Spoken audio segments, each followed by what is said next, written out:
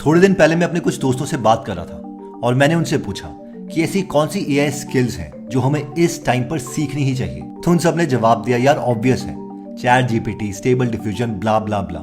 एक बात तो मुझे क्लियर थी कि उन लोगों को ये नहीं पता कि कंपनीज इस टाइम पे डिसीजन लेती कैसे हैं। इन शॉर्ट, उन्हें ये नहीं पता था कि इन्फ्लेक्शन पॉइंट होता क्या है। इन्फ्लेक्शन पॉइंट का मतलब है कि अगर टेक्नोलॉजी बहुत तेजी से चेंज हो रही है तो बिजनेसेस बहुत सी जॉब्स, बहुत से एम्प्लॉइज को निकाल देते हैं और बहुत से नए एम्प्लॉइज को नए स्किल के बेसिस पे हायर करते हैं। तो अगर हम इस इन्फ्लेक्शन पॉइंट को समझ जाते हैं तो हम अपनी मूव भी डिसाइड कर सकते हैं कि हम किस तरीके से कौन सी स्किल को एक्वायर करें ताकि हमें हाई पेइंग जॉब मिले। फॉर एग्जाम्पल, ये न्यूज़पेपर की कटिंग्स देखिए। ये उस वक्त की कटिंग है जिस वक्त लोग सोच रहे थे कि यार इंटरनेट उनके बिजनेस को क्या ही कर सकता है, लेकिन वो सारे गलत थे।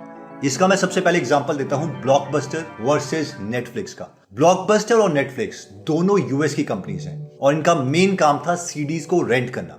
अगर आप यंग हैं तो आपको शायद इस बिजनेस के बारे में नहीं पता होगा। देखिए 2005-7 में क्या होता था कि अगर आपको कोई मूवी देखनी है तो आप पैसे लेते थे और एक दुकानदार के पास जाते थे। उस दुकानदार को आप 100 रुपए देते थे और वो आपको एक सीडी देता था। आप उसे घर लाते थे और उस मूवी को देखते थे और 3 दिन के बाद आप वो सीडी वापस उसी दुकानदार के पास लेके जाते थे और फिर वो दुकानदार आपको 70 रुपए वापस करता था। यानी जो सीडी का रेंट है दैट वाज 30 रुपीज। और इस तरीके से ये दो बिजनेसेस भी चलते थे, नेटफ्लिक्स और ब्लॉकबस्टर। ब्लॉकबस्टर को लगा कि ये इन्फ्लेक्शन पॉइंट कुछ भी नहीं है, इंटरनेट के आने से सीडी का क्या लेना देना। लेकिन लोगों ने मूवीज को इंटरनेट में देखना स्टार्ट कर दिया और ब्लॉकबस्टर इस चीज को समझ नहीं पाया। और यहां पर आप देख सकते हैं इसका रेवेन्यू। वो बिजनेस जो 2004 में $6 बिलियन का रेवेन्यू कर रहा था, 2010 में वो बैंकक्रप्ट हो गया। वहीं पर नेटफ्लिक्स जो एग्जैक्टली सेम बिजनेस कर रहा था, वो इस टेक्नोलॉजी को समझ गया, वो इस इन्फ्लेक्शन पॉइंट को समझ गया, उसने अपना बिजनेस मॉडल ट्वीक किया और आज वो रेवेन्यू करता है $31.9 बिलियन का। यानी ब्लॉकबस्टर के 2004 के रेवेन्यू से ऑलमोस्ट 5 गुना। इसी तरीके से जब इंटरनेट आ रहा था तो एक छोटी सी सिटी में बैठा हुआ दुकानदार वो सोच रहा था कि यार इंटरनेट से उसके बिजनेस में क्या फर्क पड़ेगा, इससे तो बस इंफॉर्मेशन एक जगह से दूसरी जगह तक ले जाई जा सकती है। और वो भी गलत निकला। Amazon ने सारे बिजनेसेस चेंज कर दिए, उबर ने टैक्सी बिजनेसेस चेंज कर दिए, जोमैटो, स्विगी ने रेस्टोरेंट के बिजनेसेस चेंज कर दिए। इवन की हर एक सिटी में एक लाला टाइप बिजनेस होता था जिसके पास 5, 6, 7 होटल्स होते थे। वो सोचता था कि वो सिटी के होटल चेन को कंट्रोल करता है। बट अब ये सारी चीजें कंट्रोल करती है एयरबीएनबी जैसी सिंपल एप्लीकेशंस। जिस तरीके से इंटरनेट एक इन्फ्लेक्शन पॉइंट था, वैसे ही चैट जीपीटी और एआई एक इन्फ्लेक्शन पॉइंट है जिससे सारे बिजनेसेस और इवन हमारी जॉब्स में असर पड़ने वाला है। आई एग्जैक्टली नो कि अभी आप क्या सोच रहे हो। हाँ एग्जैक्टली आप क्या सोच रहे हो। आप यही सोच रहे हो कि मैंने कोई बिजनेस नहीं खोलना, मुझे तो सिर्फ 5 स्किल्स जाननी ताकि मेरी नौकरी खतरे में ना आए या मुझे फ्यूचर में नौकरी मिल सके। और मैं एग्जैक्टली आपको यही बताना चाह रहा हूँ, चाहे आप नौकरी कर भी रहे हो, आपको एग्जैक्टली वही स्किल्स चाहिए होंगी जो बिजनेसेस की डिमांड होगी, जिसके लिए बिजनेसेस पे करेंगे। और आपको इसीलिए बिजनेसेस कैसे ऑपरेट करते हैं उनके बारे में समझना पड़ेगा। और इसीलिए मैंने बात करी है इन्फ्लेक्शन पॉइंट की। तो अब नेक्स्ट लॉजिकल सवाल ये आता है कि बिजनेसेस इस इन्फ्लेक्शन पॉइंट को हैंडल कैसे करते हैं। देखिए सबसे पहले तो बिजनेसेस ये समझते हैं कि इन्फ्लेक्शन पॉइंट का पता तभी चलता है जब टाइम गुजर चुका होता है। यानी बाद में आपको पता चलेगा। इंटरनेट ने तो मूवी बिजनेस भी चेंज करना था, उसने तो टैक्सी बिजनेस भी चेंज करना था, उसने तो फूड बिजनेस भी चेंज करना था, और वो सब कुछ बहुत लॉजिकल लगता है जब वो टाइम गुजर चुका होता है। पर सवाल ये है कि इन्फ्लेक्शन पॉइंट के आने से पहले वो क्या स्टेप्स उठा सकते हैं और मोर इंपॉर्टेंटली आप क्या स्टेप उठा सकते हो। देखिए बिजनेसेस जो करते हैं वो ये है कि वो अपने थोड़े से रिसोर्सेज हमेशा नई टेक्नोलॉजी की तरफ डाइवर्ट कर देते हैं। रिसोर्सेज एज इन टैलेंट, यानी अपनी छोटी सी टीम नई टेक्नोलॉजी की तरफ लगा देंगे, उन्हें थोड़ी सी फंडिंग देंगे और उन्हें कहेंगे कि इस टेक्नोलॉजी के ऊपर काम करो। और अगर उन्हें उस टेक्नोलॉजी पर काम करने से रिजल्ट अच्छे मिल रहे हैं तो वो उसमें और पैसे डालते रहेंगे। और एग्जैक्टली सिर्फ यही एक्सपेरिमेंटेशन मोड है जिससे हम किसी भी इन्फ्लेक्शन पॉइंट से, किसी बड़े टेक्नोलॉजिकल बदलाव से बच सकते हैं। एज एन एम्प्लॉय आप भी एग्जैक्टली सेम कर सकते हैं। मीनिंग अगर आप 10 घंटे काम कर रहे हैं तो उसमें से 2 घंटे इस नई स्किल को दे सकते हैं। और अगर ये इन्फ्लेक्शन पॉइंट हुआ तो फ्यूचर में लोग इस स्किल की वैल्यू करने लगेंगे और फिर आप 2 से 3 घंटे, 3 से 5, 5 से 8 और might be again full time आप इसी टेक पर दे रहे होंगे। So this is what inflection point is. तो अगर आप ये पॉइंट समझ गए हैं, अब मैं बात करता हूं 5 स्किल्स की जो आपको चाहिए इस वक्त एआई के जमाने में।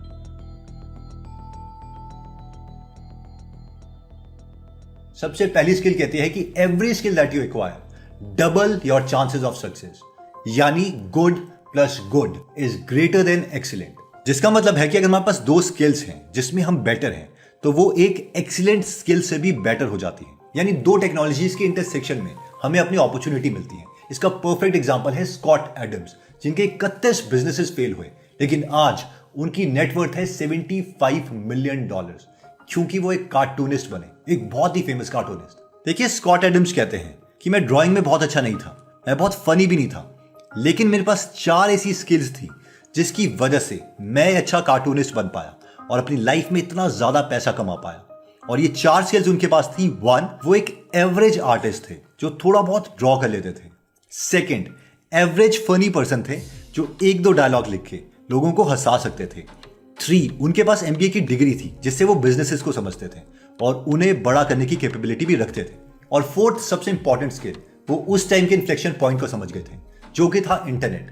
जब सब लोग सोच रहे थे कि इंटरनेट क्या है, उन्होंने इस टेक्नोलॉजी पर बेट किया। उन्होंने कार्टून्स बनाए और एक वेबसाइट में वो उन कार्टून्स को डालने लगे। लोगों ने उन्हें कहा कि यार तेरा काम चुरा लिया जाएगा, जो कि हुआ भी। लेकिन स्कॉट एडम्स जानते थे कि अगर वो अपना फ्री में कंटेंट देंगे और कुछ लोग अपने न्यूज़पेपर्स को कहेंगे उनका कार्टून उस न्यूज़पेपर में पब्लिश करने के लिए, तो वो बहुत ज्यादा पैसा कमा सकते हैं। और एग्जैक्टली हुआ भी ऐसे ही। पूरी दुनिया में 2000 न्यूज़पेपर ने उनके काम को साइन किया, जिसकी वजह से वो इतनी इमेंस वेल्थ कमा पाए। देखिए, ये है दिलबर्ट कॉमिक्स, जिसके लिए स्कॉट एडम्स बहुत फेमस हुए थे। आई नो आप सोच रहे होंगे कि यार ये उतने भी अच्छे कार्टून्स नहीं, and exactly that is the point. जब 2, 3, 4 डिफरेंट स्किल्स मिलती हैं तो उनके इंटरसेक्शन में ही अपॉर्चुनिटी लाई करती है। And that's why this rule holds true in almost all cases. Good plus good is greater than excellent.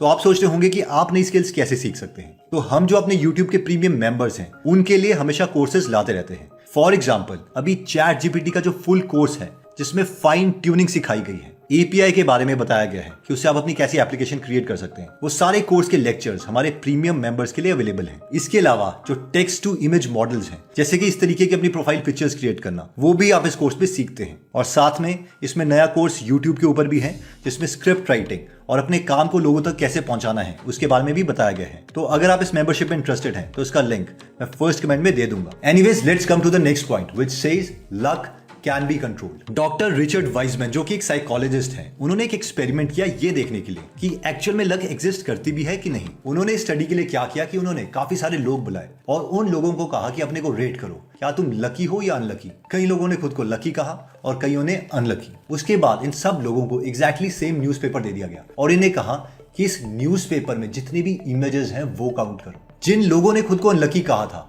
उन्हें करीबन 3 से 4 मिनट लग गए उन सारी पिक्चर्स को कैलकुलेट करने के लिए, जबकि जो लोग अपने को लकी समझते थे उन्होंने कुछ सेकंड्स में ही सारी इमेजेस को काउंट कर लिया। लेकिन सवाल यह आता है कि जो लोग खुद को लकी कह रहे थे उन्होंने इतनी जल्दी इमेजेस को काउंट किया कैसे। अब एक्चुअल में हुआ यह था कि सेकंड पेज में एक छोटी सी लाइन लिखी थी जिसमें लिखा था कि इस न्यूज़पेपर में 42 इमेजेस हैं, इसलिए इसे आगे काउंट करने की जरूरत नहीं है। तो स्टडी का कंक्लूजन यह था कि जो लोग खुद को लकी मानते हैं वो एक्चुअल में अपॉर्चुनिटीज के लिए अपना माइंड ओपन रखते हैं और मोस्ट प्रोबेबली उन्हें अपॉर्चुनिटीज मिल भी जाती है। दूसरी चीज ये है कि हम लक को कंट्रोल कर सकते हैं काफी हद तक। फॉर एग्जांपल, लेट्स से आप चाहते हो कि बिजली आपके ऊपर आके गिर जाए, आप लाइटनिंग से मर जाओ।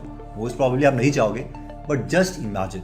तो इसके लिए आप क्या कर सकते हो। 1, पहले तो घर से बाहर निकलो, ताकि घर के अंदर बिजली आने की प्रोबेबिलिटी तो कम है लेकिन घर के बाहर ज्यादा बिजली आएगी। सेकंड, अगर आप और प्रोबेबिलिटीज की इंक्रीज करना चाहते हो तो आप ऐसी जगहों में जा सकते हैं जहां पर आपको पता है कि साल की 3000, 5000 लाइटनिंग स्ट्राइक्स होती है।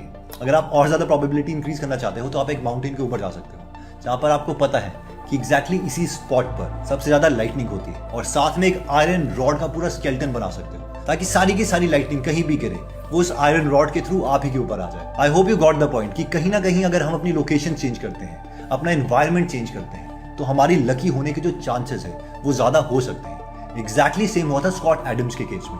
वो सबसे पहले कैलिफोर्निया शिफ्ट हो गए थे क्योंकि उन्हें पता था कि जिस यूएस गांव में वो रह रहे हैं वहां पर वो कभी भी अमीर नहीं बन सकते। And this thing actually work for him. Third most important चीज आती है स्पीकिंग स्किल्स। अब मुझे पता है कि आप ये सोच रहे होंगे कि यार मुझे पब्लिक स्पीकर नहीं बनना है, मैं तो नॉर्मल जॉब करना चाहता हूँ। तो आपके लिए मैं इस प्रॉब्लम को 2 पार्ट्स में तोड़ देता हूँ। 1, अगर नॉर्मल एम्प्लॉय भी हमें रहना है तो भी अपनी ऑर्गेनाइजेशन में काम करने के बाद हमें उस काम के बारे में अपने बॉस को बताना पड़ेगा कि एक्चुअल में हमने ये काम किया है। इवन कि नेटवर्किंग के लिए, प्रोफेशनल दोस्त बनाने के लिए भी हमें बहुत अच्छी स्पीकिंग स्किल्स चाहिए। 2, अगर आप बिजनेस करना चाहते हैं तो 100% आपको ये स्किल चाहिए ही चाहिए, अपनी टीम को ऑर्गेनाइज करने के लिए, अपने प्रोडक्ट को लॉन्च करने के लिए, लोगों को अपनी स्टोरी बताने के लिए, ताकि वो समझें कि एक्चुअल में आप अपना प्रोडक्ट कैसे बना रहे हैं। तो अब अगर आपको लग रहा है कि आप एक अच्छे स्पीकर नहीं हो, स्टेज में जाते ही आपको बहुत डर लगता है और आप ये स्किल डेवलप नहीं कर सकते, तो इसके लिए मैं आपको अपनी एक खुद की स्टोरी बताता हूँ। जब मैं बीटेक के फर्स्ट ईयर में था तो वहां पर फ्रेशर पार्टी के लिए मैंने पार्टिसिपेट किया। वहां पर मैं स्टेज में आया और वॉक करने के बाद मैंने माइक पकड़ा और मेरा टाइम था स्पीच देने का। जो कैमरा वाला था वो एकदम मेरे पास खड़ा था और मुझे रिकॉर्ड कर रहा था और कहीं ना कहीं मैं घबरा गया। मैंने माइक पकड़ा और मैंने कहा, hi, my name is Hemant Pant and I am from Shimla and I was stuck. मुझसे एक शब्द भी आगे नहीं बोला गया। उस सिनेरियो के बाद मुझे लगा कि मैं कितना बकवास स्पीकर हूँ। मेरी कहीं ना कहीं पूरे कॉलेज में फर्स्ट ईयर में ही बेइज्जती हो गई है। लेकिन इसके बाद मैंने इंप्रूवमेंट करना स्टार्ट किया। जब भी 65 बच्चों की क्लास में अगर टीचर ये भी बोलती थी कि इस व्हाइट बोर्ड को मिटा दो, तो मैं उठता था, उन 65 बच्चों की तरफ मेरी पीठ होती थी और मैं आराम से उस डस्टर को उठा के व्हाइट बोर्ड में जो भी लिखा होता था उसे डिलीट करता था। और एक्चुअल में कोई भी मुझे देख नहीं रहा होता था, बट मुझे लगता था कि ये मेरी स्मॉल विन है। और ऐसे धीरे करते करते जब मैं एमटेक में पहुंचा तो I was one of the best speakers out there. So I hope you got the point कि अगर मैं इस फियर को ओवरकम कर सकता हूं तो आप तो बहुत अच्छे ढंग से इसे कर सकते हैं। इसके अलावा मेरा गेस ये है कि फ्यूचर में जो अर्थ है वो फ्लैट होने वाला है। इस पॉइंट से मतलब मेरा ये है कि देखिए, जैसे आपको पता है कि 2 सब्जी वाले हैं और उन 2 सब्जी वालों को आप नाम से जानते हो, एक रामू भैया, एक श्याम भैया। आप जानते हो जो रामू भैया हैं वो बहुत अच्छे हैं, ऑनेस्ट हैं और इसीलिए आप उनसे सब्जी लेना प्रेफर करते हो। इंटरनेट की एज में एग्जैक्टली सेम होगा। आपको कंपनी के मालिक का नाम पता होगा, जिस भी आदमी से आप सर्विसेज ले रहे हो आपको उसका नाम पता होगा और आप उसी की सर्विसेज लेना चाहोगे जिस पर आप ट्रस्ट करते हो। इसलिए जब भी आप अपनी ऑनलाइन प्रेजेंस बनाओगे उसके लिए आपको ये स्किल डेवलप करना बहुत इंपॉर्टेंट है। Okay, so next important skill आती है कि सिस्टम्स एंड नॉट गोल्स।